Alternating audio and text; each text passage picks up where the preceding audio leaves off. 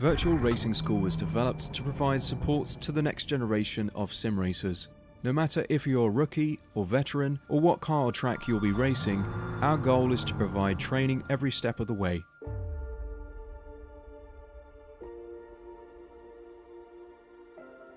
We found that iRacing can be quite difficult without proper training. There needed to be a way to prepare for on-track racing. With VRS, you can literally learn from the best sim racers in the world, including 4-time NASCAR iRacing World Champion Ray Alfala. And Ray Alfala is a 4-time champion of the NASCAR Pekin Freeze iRacing Series. 3-time iRacing Grand Prix World Champion Martin Kroenke. Martin Kroenke becomes a 3-time world champion. Rallycross World Champion Mitchell de Jong. Mitchell de Jong is now champion for the iRacing Rallycross World Championship Series. And many other top sim racers.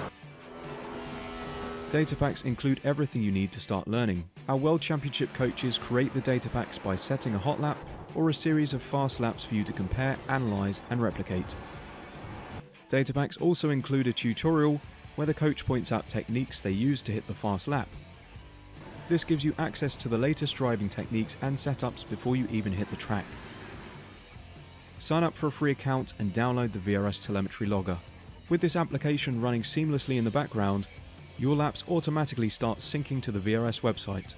From there, you can analyze and compare 2 laps of your choice, whether it's your data, the coaches, or your teammates.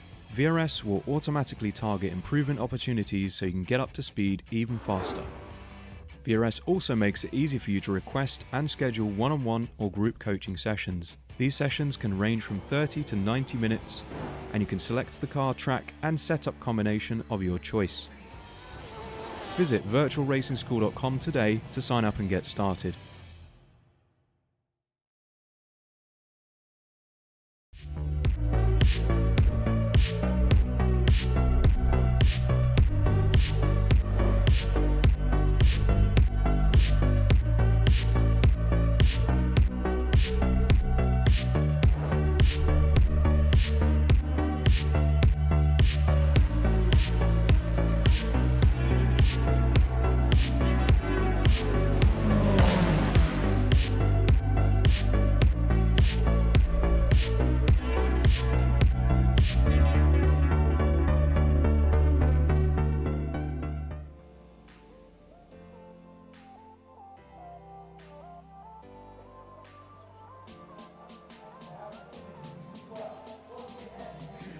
Howdy everybody, and welcome to the iRacing Formula 3.5 Championship here at beautiful Red Bull Ring. The hills are alive with amazing sounds of engines. I'm Austin Knight, and I'm joined by Jessica Ball with Marco Bobineri in the production booth, and you're here live watching Apex Racing TV. Oh my goodness, I love this track around Austria. One of the shortest laps on the calendar, but it does provide some exciting action. We were here last season as well, and they raced here for the first time, and my oh my, the action was epic. So we can expect some amazing action here tonight as well. And last week, it was an absolute stonk of a race. So much action happened, in particular in the final few laps, and a race where you almost lost your voice, Austin. You know, I think that's become a well big norm of me just absolutely losing my mind over these racing. But you know what? I can't help it. These guys, everyone out here is so good in these cars. They race so well, and it's just so fantastic to watch them. And I can tell you here at Red Bull Ring, you know, the race is going to be tight, and it's going to be some very nice action right now. Currently sitting on in qualifying, as James J. Peace here is currently sitting on provisional pole by 2/10 ahead of Fabio De Carmo. 13 cars out of the 24 cars that are signed up have put in a lap right now. More are coming in as well. Some of them have already invalidated a lap. Yuna Saito has invalidated their first lap, as well as Tomoki Nakagawa.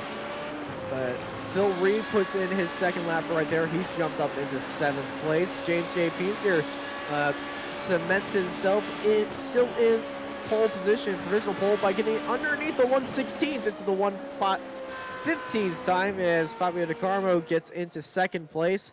Yuta Saito jumps up into third place. Kentaro Yusa, Yuki Shirakawa, and Tomoki Nakagawa. It's a Japanese 1, 2, 3, well, 2, 3, 4, 5, 6, 7, and then there's Tom Wedgewood jumping up into there, into fifth place. But yeah, the Japanese powerhouse drivers are here in force today, and I love this situation as Schiff jumps up in there to fifth place, and then there's Dennis Gornu jumping up there into seventh, separating the group even more. Then there's Bernstoff jumping up there into sixth place. Yes, I think a few things to watch out for in the lap is turn one, where sometimes the drivers could get very blinded up there trying to find your braking point. It's called a Niki Lauda curb, named after the late Niki Lauda as well. And I think obviously the kink of turn two, uphill into turn three as well. It is a really good overtaking opportunity because it's a long straight going up the hill, and if you get it wrong, then you're going to be in a lot of trouble. And then it's obviously turn four, turn five. There's literally overtaking spots anywhere on the lap as well, and so many opportunities to maximise. And as Austin was saying, loads of people are invalidating, which means track limits, I think, could be more of an issue more than any other race on this iRacing Formula 3.5 calendar. So there's only one driver, I believe, that has not set a lap time or has invalidated. That is Greg Olsen, who's in last place. Everyone else has set a competitive lap time, with Guerrero Fernando, who did pretty well last week, currently sitting in 23rd place. And there's only, I think, one driver that's about to finish. We've got Gallus as well, which we're running on board. He's heading towards the final corner, and I thought it would be an invalidation, but we'll see if he improves on his time. He's already done his 2 laps. He's already... There's his final lap. Yeah, it's 1:17.0. Yeah, it was showing up as the 3rd lap, but I remember he probably crossed the line coming out of the pit lane. So here's Paul Ilbrey coming across the final corner. You know, he used a lot of that exit curve and then some right there as he gets the car kicked out on the back end. And it looks like it's a very slow final sector, but there's Ilbrey coming across the line, invalidated last lap. Then there's Jason coming across the line, the 1:16.843, stays in 9th place. You know, I was talking with some of the drivers. They were very excited to see on how they're doing. Tom Wedgewood was talking to me before this race, and he's like, I finally have pace here. I finally have pace, just in the colder temperatures, though. And, you know, when we hopped into the session, I looked at the temperatures. It's pretty cold out there. The track temperature right there on our graphic is a little bit glitched. So if we use our weather components, it's 21 degrees out there in the air. Right now it's 22 degrees on the track right there. So this is perfect conditions if you're Tom Wedgewood right there. And we saw that in qualifying. He's currently sitting in P3. Yes, and I think we saw last season as well, a few people were caught out into turn 5, into turn 6, where we saw a lot of people spinning it into the gravel trap, and maybe into turn 7 and 8 as well, where we saw quite a few incidents last season. So I think we expect to see the same, but with the track being cooler, it's important to get your tyres up to temperature very, very quickly as soon as you start your lap. There's no formation lap in this Formula 3.5 series, so they've got to be on their A game, right on the nose, really. So here is your grid, and I'll let Austin take you through the 24 drivers racing tonight. And this will be the 4th time that James is starting up on pole position. The last 3 times he's been on pole, he's unfortunately DNF'd the lap 1. Can he, well, turn around that franchise? We'll find out very soon. On the run, turn 1, he'll be on his right beside him. Fabio DeCarmo is right there, followed by Tom Wedgewood, Yuta Saito, Kentaro Yusa, Tomoki Nakagawa, Philip Schiff, and Frederick Bernstoff, Jason Sieg, Dennis Cornu, and Yuki Shirakawa in 11th place, followed by Mark J. Ponick in 12th. They're followed by Carlos Cicerro, Dano Gallus, Paul Ilbrink, Phil Reed, Ben Holko, Cal Young, I Am Keyman, Benjamin Barreto, John Owens, and Dennis Furkheim in 22nd. They're followed at the last row. It's Fernando Guerrero and Greg Olsen, the only driver to invalidate both their laps. Greg starting 24th here at Red Bull Ring. 24 cars lined up and getting ready to go here in this beautiful circuit. James J. Peace here, starting up on pole. DeCarmo starting beside him. Tom Wedgewood and Yuta Saito in that second row. This top 6 is just so good. Gitaro Yusa, Tomoki Nakagawa. Like, all 6 of these drivers are known for getting a little bit, you know, absolutely crazy on lap 1. And we might see that same thing right here. And Jess, how are you feeling? I just want this race to get underway. All the drivers are about to grid up, and the 5 red lights are coming very, very soon. Yeah, here we go. Let's go a-rockin' and a-rollin' here in the hills of Austria at Red Bull Ring. 5 red lights, and it's green, green, green. It's a horrible start by DeCarmo, and it's a great start by the back rows right there as Pinsker and Wedgewood get an amazing start. It's a big bunch up right there. They're 3 wide heading into turn 1. But it's Pinsker and Wedgewood and DeCarmo. We got a car off that Saito's off into the wall. We got cars airborne. There's a massive crash right there. It looks like the back straight here at Road Leighton, Petit Le Mans. Gallus involved, Olsen involved, Furkheim's involved, Singh and Saito involved right now, but there's no yellow flag at all because this is the iRacing official championship right here. As this Pinker, Wedgewood, and DeCarmo running off with it right there, is followed by Yusa Nakagawa, Schiff, Cornu, Ponik, Ilbrink, Tachero, your top 10. And I think we all need to, oh my gosh. Yeah, we need to take a breather after that one, but there's so many action going on. But I did say turn 1 is quite an issue on this iRacing Austria circuit, so they've got to be wary of it. And if you just want a little bit wide, that's where incidents happen, and that's why we saw a big flip as well. But these top 3 are just doing an incredible job so far. Tom Wedgewood stood out to me as having the best start out of anyone, because he started, I think he started in 3rd, and he's gone all the way to 2nd. I think Nakagawa gained 2 positions as well, so he's had a good start. Dennis Cornu, Mark Pornick, Paul Ilbrink had a great start too as well, but there has been some big losers. And Ben as well, yes, he's had a good start. And Pinsker setting the benchmark so far, but Tom Wedgewood is closing in onto the back of Pinsker.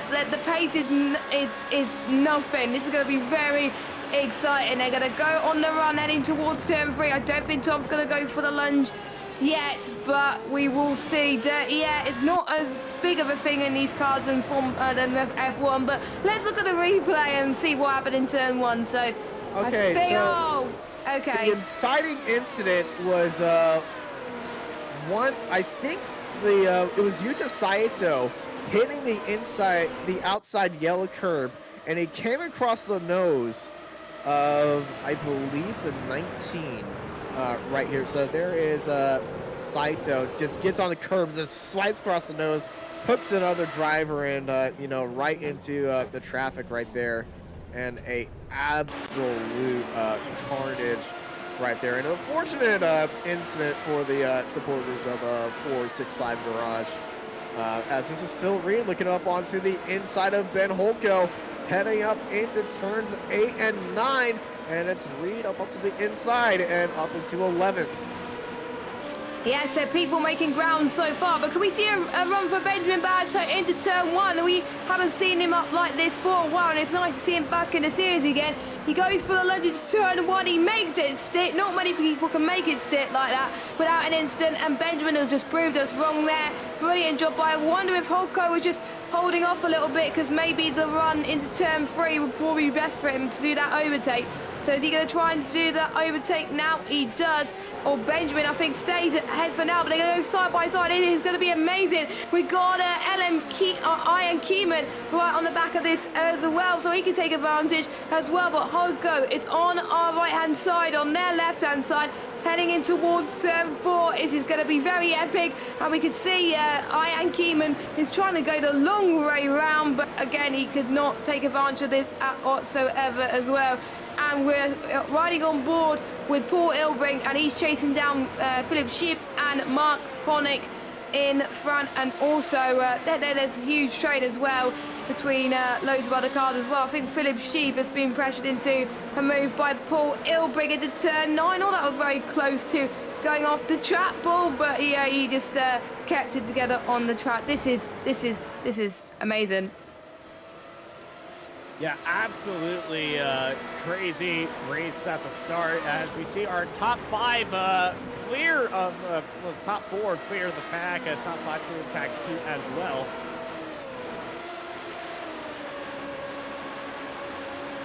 And I think, oh Jesus, there's people going 3 wide. Oh, that was never going to work. That was never going to work going 3 wide into turn 3. That just doesn't work at all. I think someone had to back off and someone didn't, unfortunately. It'll be good to get a replay of that in a second, but I wonder if they got away with light damage there as Benjamin Bartow almost got onto the back of Dennis Cornu there up into P11, but we are going to get a replay of that incident. So Dennis Cornu then is on our right, and I don't know why they were going 3 wide in the first place, and Matt is always the recipe for disaster there. You just want to be a person who has to back off, and someone else has gone off. That's Philip Sheaf and Bill Reed, I think, that's gone off in, I think, turn 7. So they lost a bit of ground there, and we'll see the replay. They passed turn 6, so they're going to go into turn 7, and I think, it's hard to tell, I think they just both made contact and spun, unfortunately. And I think Philip Sheaf came out the worst there. I think Phil Reed did avoid the barrier, luckily, so he can keep going. But Philip Sheaf is going to go for a long trip into the pits. Luckily, he doesn't get towed. So... And James Pinsker is leading the way, 1.9 seconds over top Wedgewood. And a great job up so far. Ian McGeeman is under all sorts of pressure now between the likes of Dennis and Hoko as well. But Hoko is having a brilliant race so far. The Australian up into 10th place. But for how long as Ian Keeman is trying to defend that for his life. But Ben is on the attack once again as they head towards turn 6. This is almighty stuff from the Australian. He is up into 11th place. But look at this, we've got Cal Young right on the back of this too. I am loving this battle that we could see right now between all of these cars. They're just leaving no room for error, just pure respect out of basically all the drivers. So this is really, really great to see, and I think we're seeing that Nakagawa, who's having a good race so far. He set a personal best, so did Benjamin Baratow as well. Even though he had a bit of a spin, he's still up into 9th place, so not doing too badly at the moment. Yeah, not doing too badly is a great way to sum it up right here, as everyone at the front is really having a really... I'm trying to catch my words right here, but everybody in the draft as they're heading into turn 2, as Cal Young's got a great lineup run, but it's Ian Keeman and Ben Holko nose to tail right now in this drag race, and up in front of them heading into turn 3 is DeChero around the outside of Paul Ilbert. Can he hold it right there? It's really tight off the exit. Ilbert almost getting in right there. DeChero riding up onto the grid. They're still side by side as they head through 4 and heading into turn 5. As it's side by side still, Ilbrick, DeChero, and Ilbrick round the outside, able to make that work. Wow, that was an incredible move from the outside there. Ben could not afford to lose that, but Ian McKeeman is doing a great job up front trying to defend off that. But I wonder if Ben's going to go on attack again. He is going to try to on the run towards turn 8 and 9, but he can't. But if these two don't get a move on, Cal Young is going to pounce just like that. So Cal has got a brilliant backseat out of all of this, because if any of those two make a mistake, Cal Young could just be like, yoink, that is my position. And pretty much Cal Young is on the pace. He's 4 tenths quicker than Hoko at the moment, and about 6 tenths quicker than Ian McKeeman. So he is a faster driver. Fernando don't forget starting near the back, I think 23rd. He's up into P14, so he could be on this action as well. But I think we've got Hoko trying to defend from Cal Young, it looks like. But look at this, Fernando is on it too. This could be absolutely sensational if Fernando gets it work. But I think Fernando's going to stay behind all of this for now. I wouldn't want to be Iman Keeman's place right now, down in the 11th spot. But they're all in the possession at the moment. But I wonder who's going to blink first. Yeah, oh man, that is always the toughest question. Who's going to blink first and where you want to be in the situation? Do you want to be leading the car behind you that's applying a lot of pressure in a little train, or you want to be the car that's behind Another car applying while that pressure is relied on board of Katara Yusa. Currently in 5th place behind his teammate at Tomoki Nakagawa. Currently sitting in 4th and 5th, both these drivers. Drivers for 465 Garage. It's great to see these drivers back in the Formula 3.5 series. We took a little bit of a break for seeing them, but you know, they came back in force here today. Yeah, because they love this track pretty much. And Cal Young's going to be on the attack again as well. We will see if he could be the one that's prancing at the moment. He's going to go for the lunge into turn 3, and this time... Really sharp entry, though. He's hit that inside bump, and here comes Hoko. And Hoko as well. Yeah, Cal Young doesn't have to run on the straight. Here comes around the outside. Can Ben Hoko make that switchback move work? Cal Young lock up, though, able to stay up there in 12th place. Yeah, 12th place is a really good position for him as well. And if you keep it on the road, it should be a good thing. Hoko almost had a tank slapper going through 6th, but he didn't. But James Pinsker still leads, but he's increasing the gap to Tom Wedgewood by a lot. The gap's now 3.2 seconds. James's last lap was a 1:17.3. Tom Wedgewood was 3/10 slower than him, so it shows that Pinsker is on another level right now, as again, as long as he keeps it clean as well. We're already on almost on lap 10, but on lap 9 at the moment. Still more drivers setting personal best and all. That wasn't a good run into turn 1 there by Benjamin Barreto, but he is under pressure once again from Dennis Corno, who could be a huge threat. But I wonder if he could just find the grit to just try and close in onto Carlos and Paul Ilbing. We'll have to wait and see. Another train forming. There's loads of trains forming on the track. We'd like to see it. If we got a group of people. So we got Pinsker and Tom Wedgewood just flying the flag up front. Then we've got Fabio, Nakagawa and Yusa. They got a train going on. And then he's got Mark Ponick on his own. Then we've got Paul Ilbing, Carlos, Benjamin and Dennis. And then we got Ian McKeeman, Cal Young and Ben Hoko and Guerrero as well. But let's see, Cal Young, speaking of, is he going to go for the run in turn 6? It's very, very brave. I would do it if I were you, but he's got it. And he's made it stick. Yes, he does. Cal is loving life right now in 11th place. He's showing you can overtake there with no problem at all in Austria. You can see the hills at the moment. Lovely helicopter shot right now. And look who's on the back of this is Fernando. I wonder why Fernando's not going for it. Probably because he doesn't want to be involved in any accidents, and someone almost went into the grass there. Fernando's got a very good run into turn 1. This could be his breakthrough moment. He's looking. He's using this opportunity. He's going for that deep send. And oh, but on the exit, Ben Hoko fights the narrowest gap. They let them the space right there. But Ben Hoko able to hold it around the outside and defends from Fernando. But here comes Fernando once again going side by side. Also side by side attempt by Cal Young defending from Ian Keenan. Keenan unable to do it. Hoko unable to do it. Keenan and wow, Keenan and Hoko. Hoko and Young are able to do it again, but here's Keenan around to the outside right again, and it's literally both these two fights having the same situation, side by side, both of them around the outside this time, and now down to the inside, and Ian Keenan gets that spot back as Fernando Guerrero gets the spot on Ben Hoko, but he goes a little bit too wide, and off the exit, here comes Hoko again! They're still side by side, here's Guerrero again! Oh my gosh, there's so many actions. They're still side by side. Guerrero, Hoko, Guerrero going way off the track right there to cement that spot. This is absolutely nutty racing here for the past half the lap.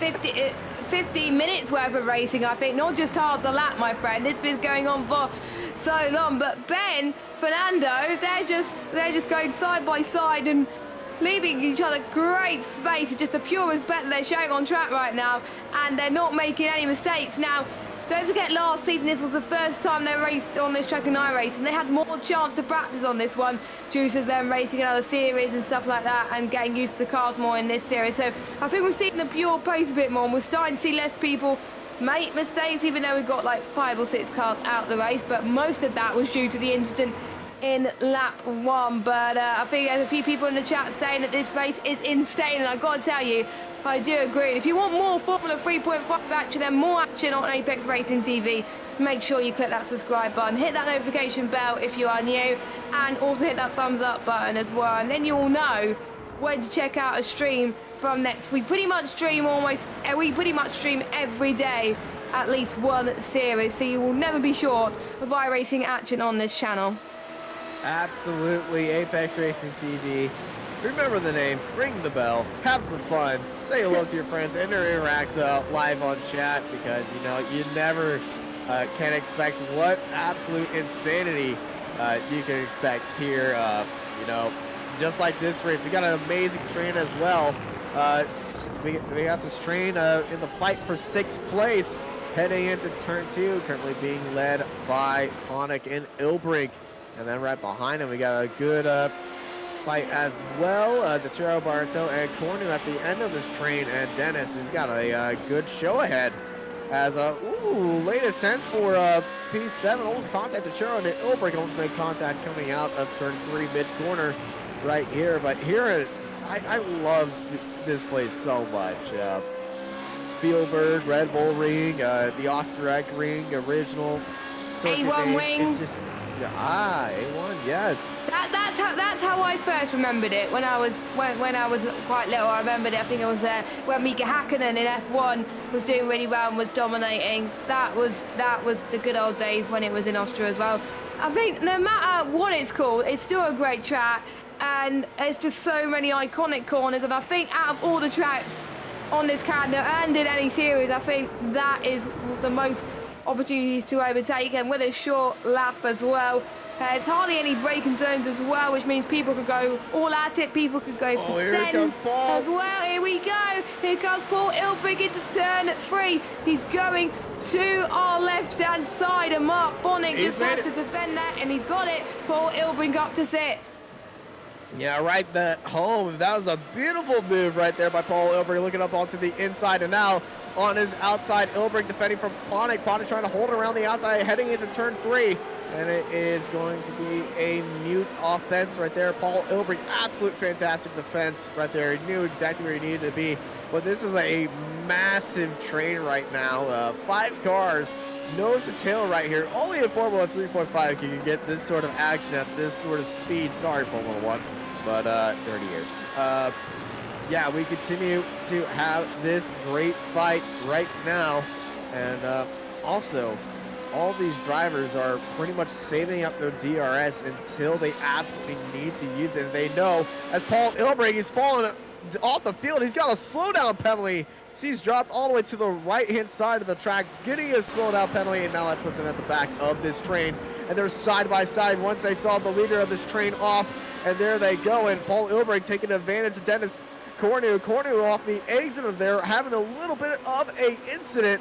And here's Paul Ilbrink getting that opportunity to look down to the inside. Also up there, Ponic and Tachiro going side by side, heading for the lead of this train. Tachiro's now the conductor of this crazy train express.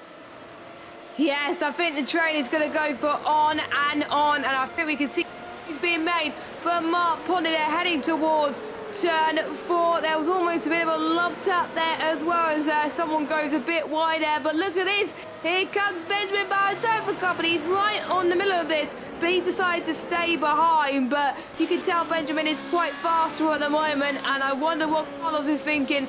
He must be feeling a bit under pressure right now, but I'm sure he can handle it because he's got 4 or 5 cars behind him. But at least he's got some clear air in front of him as well, so he can still push for some great lap times. But everyone else will have to worry about the dirty air, but obviously not as much as Formula 1. Has a few people going wide again, and I think if we're getting slow down penalties due to the fact the track limits, I was talking about it earlier. If you run too wide and gain an advantage, then you get slowed down. That's what Paul Ilbrink did, but he's still in this fight, so he hasn't lost. Oh, did he get another slowdown penalty, or did he just backed off a bit? I don't know. I think Paul is sensing a danger in the water right now. Things are getting a little bit too crazy. Speaking of too crazy, they almost got 3 wide heading into turn 2. What? That is just incredible.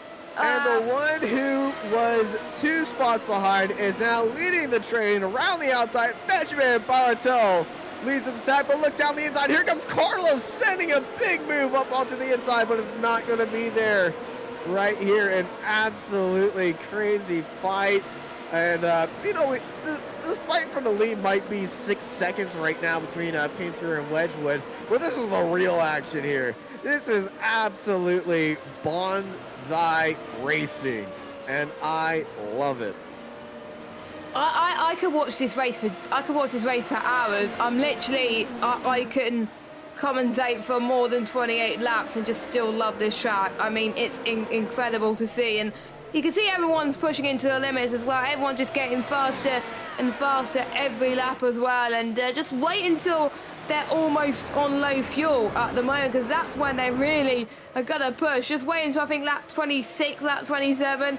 They're gonna go all guns are blazing, just like we saw last week in a really crazy race as well, which to be honest, I really enjoyed. But this, I think, is pretty much topped it to be the race of the season. We were in Sebring last week, which I think was incredible. But Fernando, who's been chasing down Ben Hogo all race, and this could be his breakthrough moment once again. He, don't forget, started in 23rd place, and he could try and get 13th place off of Ben if he can nail this move. It's a DRS fight. They're both activated. DRS trying to get in, get the advantage, but Fernando up onto the inside. Takes 13th right there for Ben Holko, who couldn't defend off the charge that Fernando had. But Fernando, he was locked in for that move, and Ben, you know, he just activated DRS for you know, not as long, but you know, when he saw that he was beside him, that's when he turned it on. But wow, that is absolutely fantastic. It's been a fantastic look at the gap gain that James is able to put on Tom Wedgewood, just consistently faster. You know, on lap 11, he was 5 seconds ahead, and now he's 8 seconds ahead.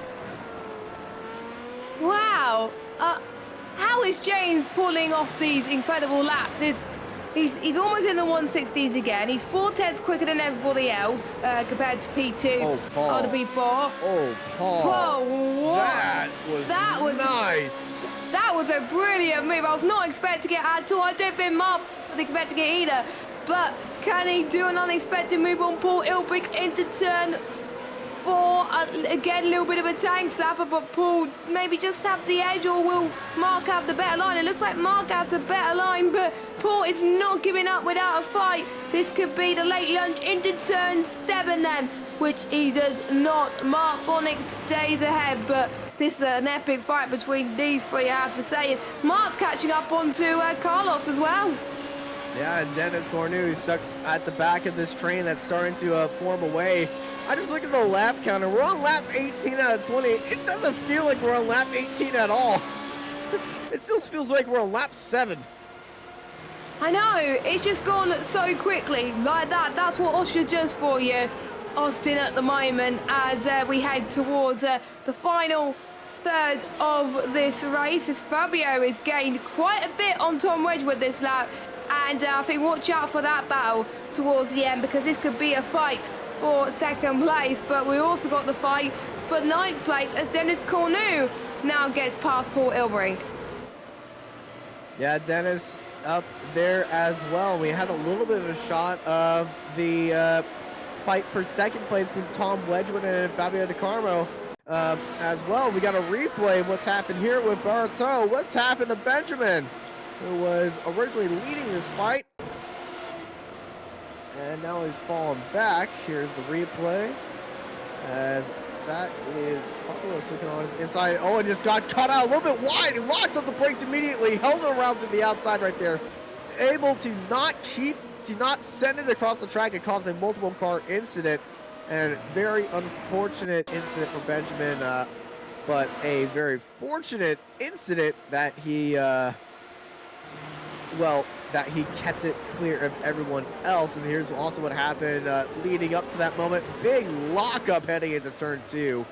And that was the inciting incident right there that led to that incident. Paul Ilbrink's had an issue. Ilbrink's off.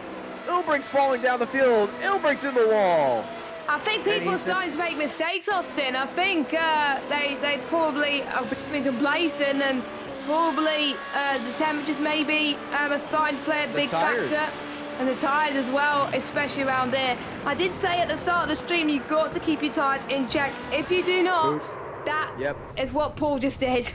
Yeah, he's hit that curb, just got out just a little bit wide in that dirty air for so long with, we've, you know, our YouTube chat saying pretty much 28 opening laps, so that's what it's feeling like right now.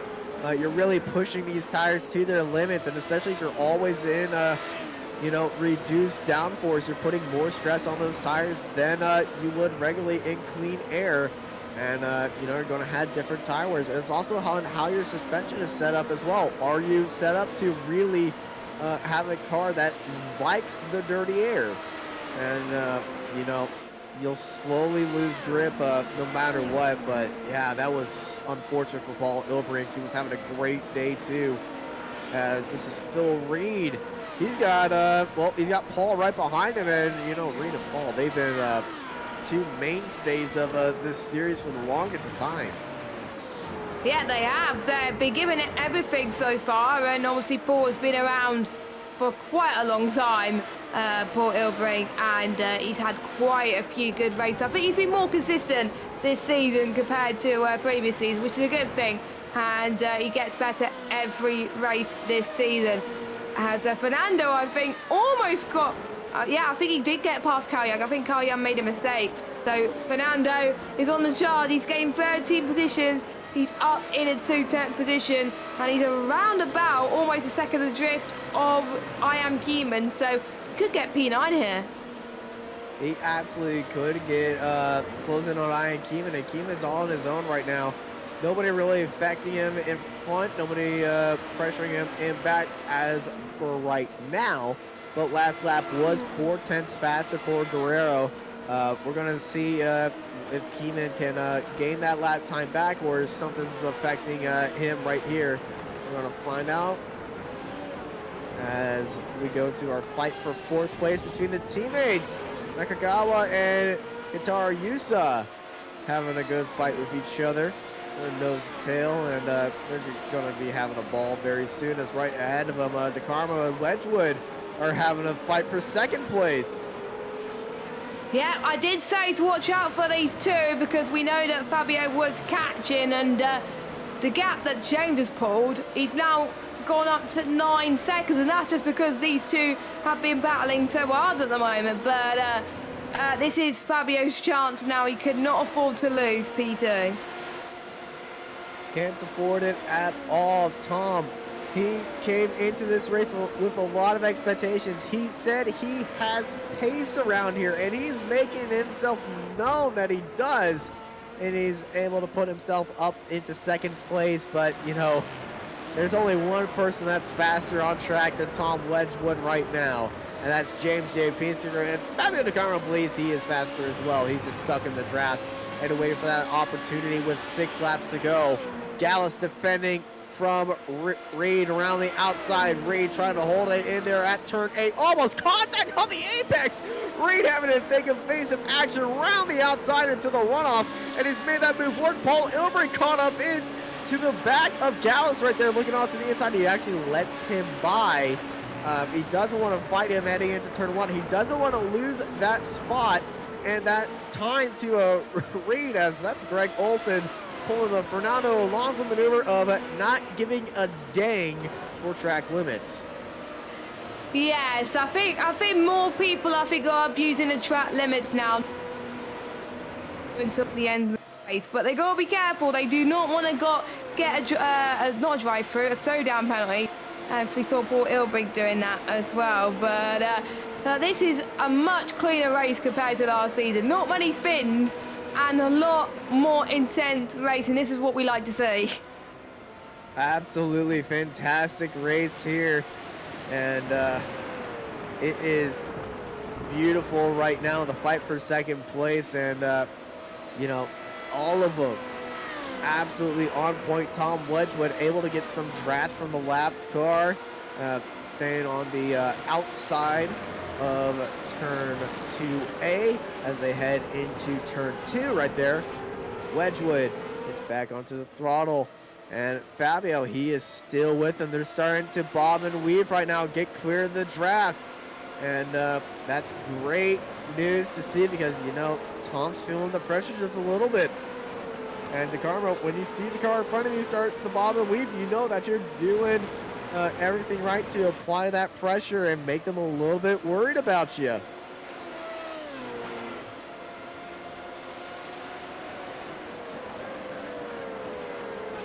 As we got to fight for the fight for 6th place right now, but the fight for 7th between Cornu and Ponic as they set up for this turn right here. Dennis, great day for him, up 2 spots.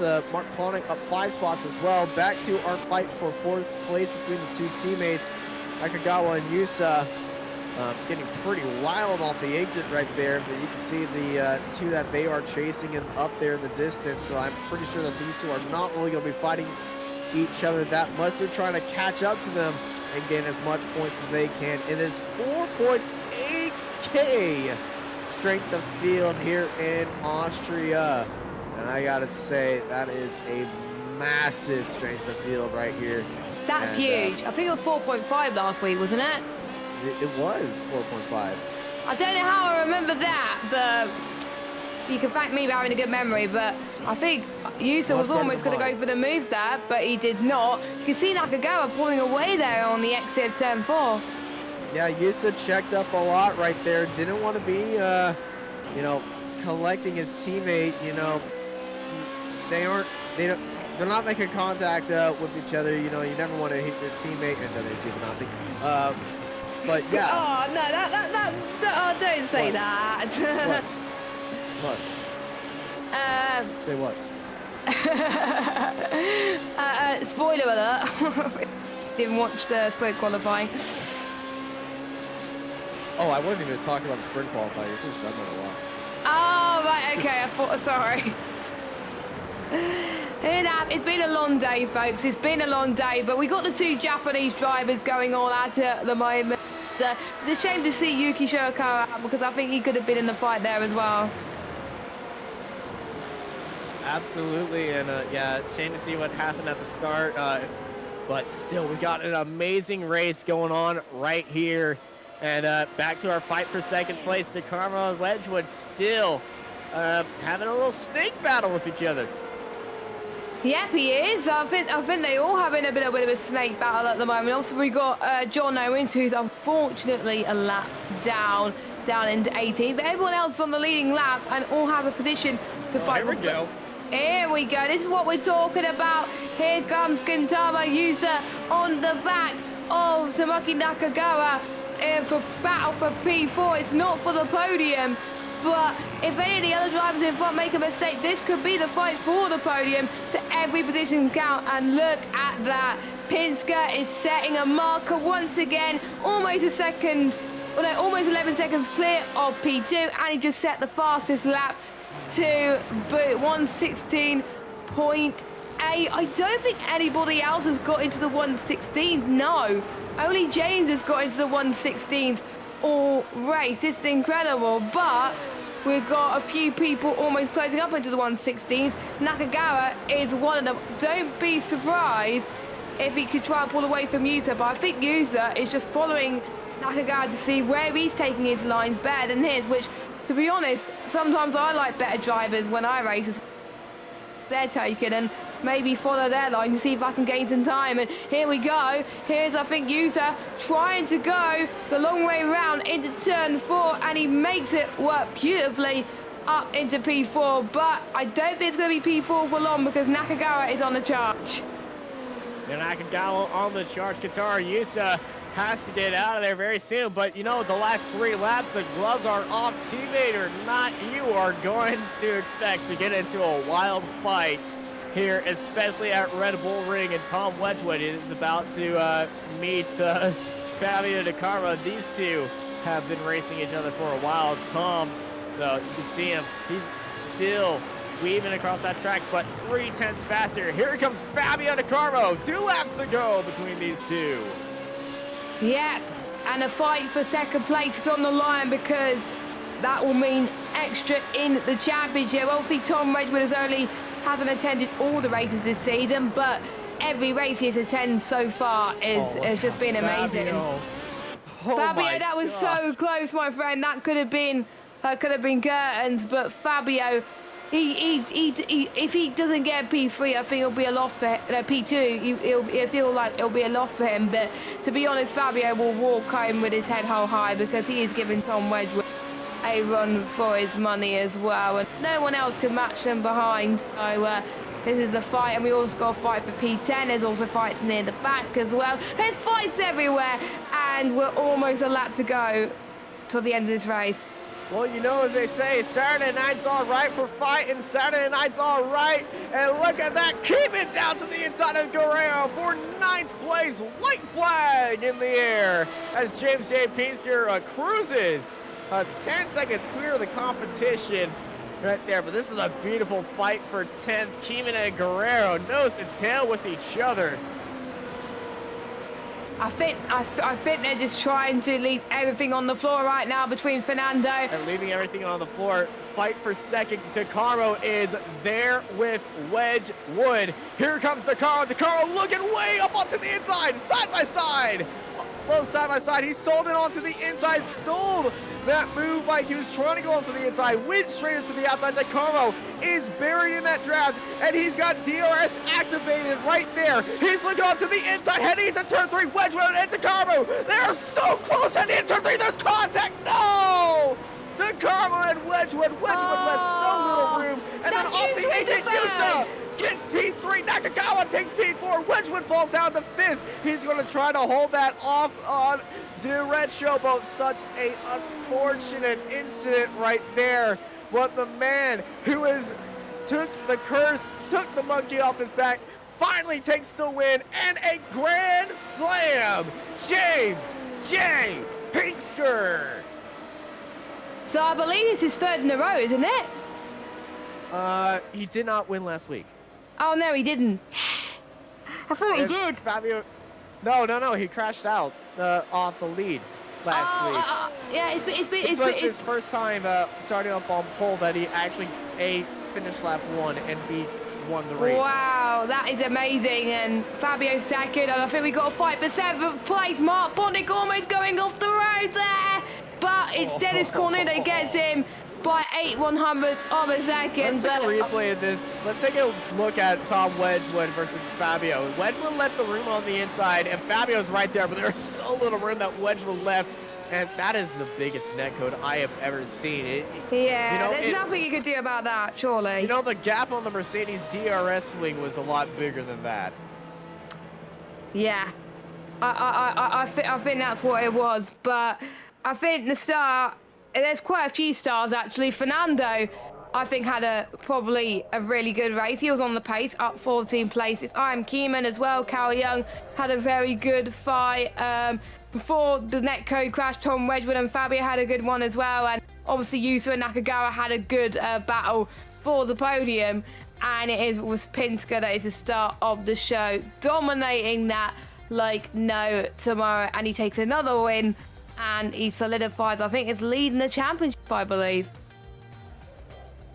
I believe so, right there for James A. Pinsker, your race winner. Fabio DeCarlo in second. Katara Yusa picking up that 3rd place spot after following his teammate Tomoki Nakagawa throughout most of that race, and able to jump up there into 3rd place and take that podium spot. Tom Wedgewood, unfortunate incident in turn 3, you know. In hindsight, could have gave a little bit more room down the inside, but, you know, you can never judge these things too much, look at it too much, because in the heat of the moment, he thought he was doing everything he can, but, you know, Fabio was really dedicated for that move, followed by Carlos, the Red Show, Dennis Corner, Fernando Guerrero, I am Keeman Callia, Ben Holko, Phil Reed, Paul Ilberg, Daniel Gallus, Greg Olson, Benjamin Barato, Mark J. Bonnick, John Owens, Phil Bichette, and Yuki Shirakawa in 20th.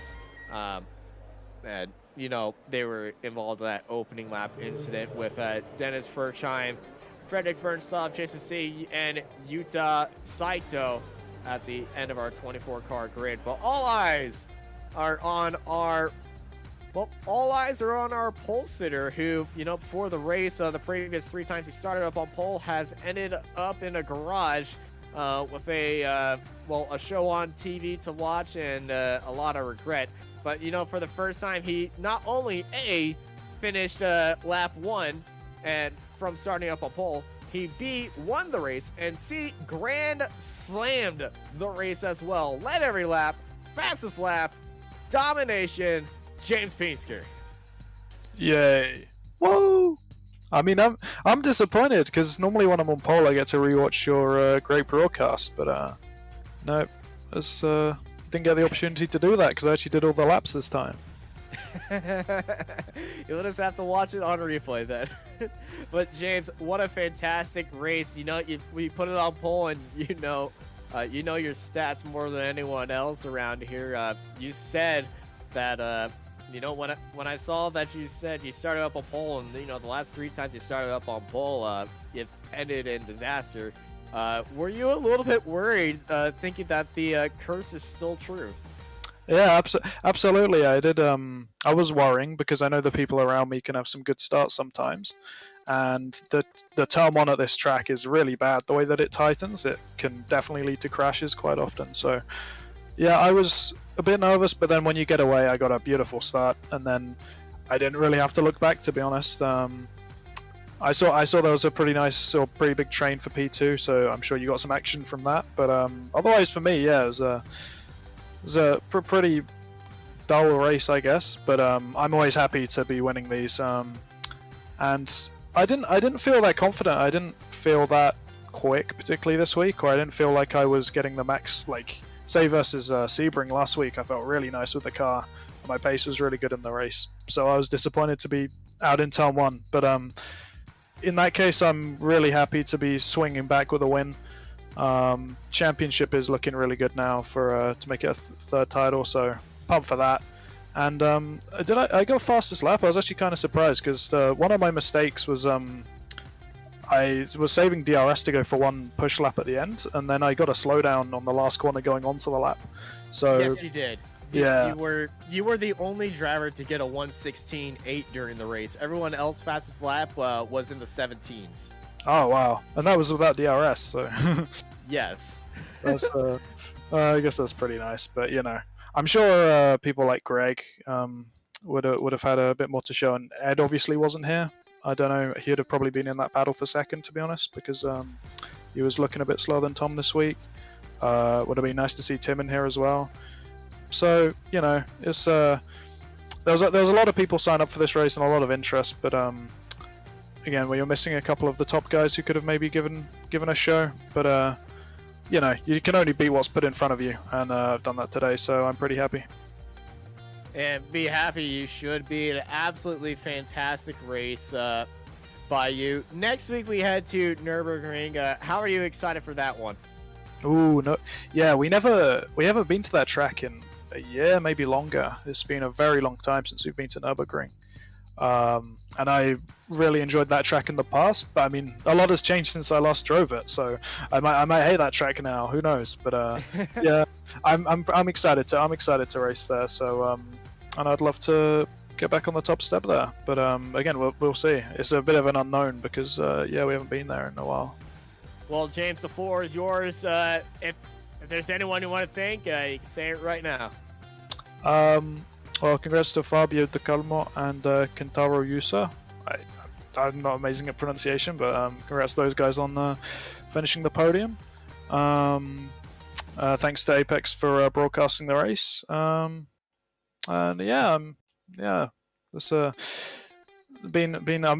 quite tired right now, so I don't really have the energy, but I can be happy. I'm very happy to win this. So cheers, everyone. All right, cheers, James. You go enjoy your night. Jessica, who are you standing by with? Well, there's quite a few people to talk to, but we may as well speak to the man who kept Tom Wedgewood strong, and he managed to finish in P2. Fabio, excellent performance from you. Managed to go on 2nd place on the podium there. Tell us how that final few laps were going for you. Oh, it was really intense. I got starting to feel really nervous trying to get close to Tom, and by the end, in the last lap, we had a small contact. He was mad at me at first, but then we had a little chat right before this interview, so I guess we're cool now. Anyway, congrats to Tom for the pace. He deserved to be on the podium for sure. But these things happens. It was actually a netcode that caught him. I had a feeling it was that, to be honest, from the replays. Yeah, from my replay, and he was showing his replay as well. He was sharing his screen on Discord, so it was a netcode from his side as well. So it's just iRacing stuff. So yeah, but we're good now, and I'm actually happy with the results. P2 in this SOF is such a great result. Those guys around us are really fast, and it's really good to be around them. Yeah, because I was watching you close the gap to Tom all race, and it was incredible, and it was good to see the respect you shown between yourself and Tom throughout the end of the race, which shows that you can have a nice conversation. But it's a shame the netcode kind of ruined your battle there, because it was a really good job. Now, next week's at Nurburgring. How are you liking that track? Oh, it's awesome. I mean, it's a classic from Formula 1, so there's no way not to like it. And really looking forward to it for sure. And before we go, anyone you would like to thank? Yeah, my team, Full-Time Esports by TK, Carlos Barreto, Tony Canan, and everyone else at Full-Time, our sponsors as well. And my family, Fernanda, Sofia, Julia, Daddy loves you, and everyone else that's watching. Thanks, guys. Brilliant. Thank you, Fabio. Congratulations for getting second place in the race. Thank you. Take care. And I believe, Austin, that's all we got time for in today's broadcast. Yeah, it is. What a fantastic race we saw. Next week, we head over to Germany in the Nurburgring Grand Prix circuit. Fantastic race, and it's been a while since we've been there, so it's going to be a lot of excitement lined up over for us next week. Thank you, everybody, for joining us here on the iRacing Formula 3.5 Championship here at Red Bull Ring. I've been joined by Jessica Ball with Marco Bobanera in the production booth, and I'm Austin Knight, and I hope y'all have a good night.